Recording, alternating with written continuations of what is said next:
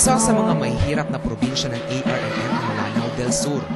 Nakatanggap ng tulong na proyekto at serbisyo sa pamahalaan, ngunit di sapat ang mga ito dahil sa lawak at dami ng populasyon nito. Sa pamamagitan ng Community Development Assistance Component ng ARMM Social Fund, nagkaroon ng pag-asa ang mga residente nito na muling mabiyayaan ng tulong proyekto, katulad na lamang nitong warehouse, solar dryer at 2 classroom building. Ang DSWD is nakakontract kami sa Armed Social Fund. So, every project, meron kaming timeline o binibigay sa amin ng Social Fund na talaga tatapusin namin. Let's say itong PI Project Implementation 9, meron kaming 1-year implementation.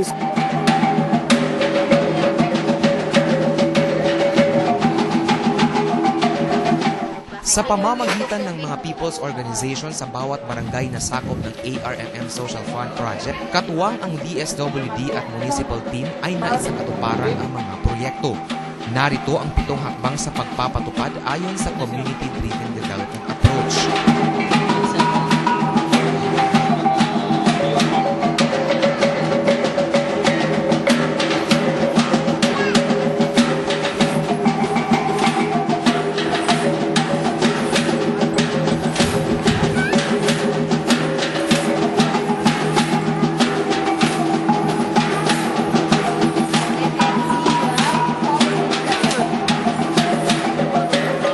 Educational process in our school is not so effective. So within this time, that the Armed Social Fund and the DSWD giving us this 2 classroom building, the constituents, the stakeholders, as well as the barangay officials, the teachers of my particular school are very much appreciated and extending our thanks and great felicitations to the Armed Social Fund and the DSWD for giving us a progressive development due to the project given to us. And particularly, sir,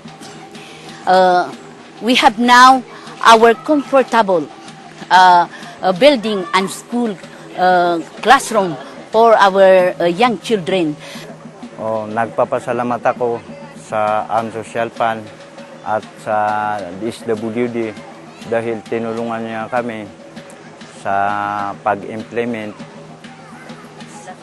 at saka nadibilap din ang lugar namin. Ang classroom building na ito na nagkakahalaga ng 1.5 million pesos ay malaking tulong para sa unang hakbang ng pag-aaral ng mga estudyanteng ito. Tiwala nila sa DSWD ay na-establish because of that project with the support of all the stakeholders. Ito pala naghawak kamay tayo. Kaya natin mag-implement ng projects na maganda ang implementasyon. Mapia kami ako rin sa panganiran na kuan. Katagwi sa sulat bidaya at kita pangarbas sila sa kamais na kaganiran sa kuan.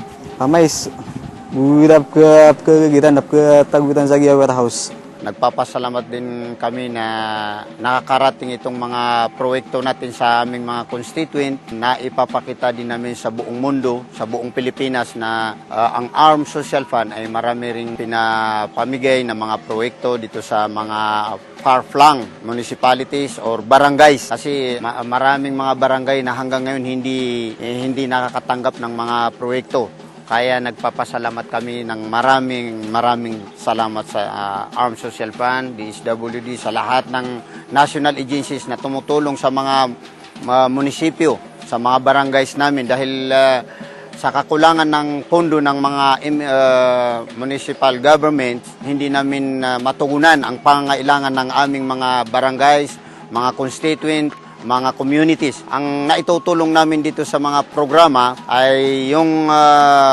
counterpart namin na 10% bawat proyekto. Ang Autonomous Regional Government sa pamamagitan ng ARMM Social Fund Project ay patuloy sa pagsisikap na maiangat ang kalagayan ng mga mamamayan nito. Sa tulong ng mga proyektong katulad nito ay maisusulong ang tamang edukasyon at tuwid na pamamahala sa Autonomous Region in Muslim Mindanao. Maraming salamat po dahil binigyan nila kami ng magandang paaralan.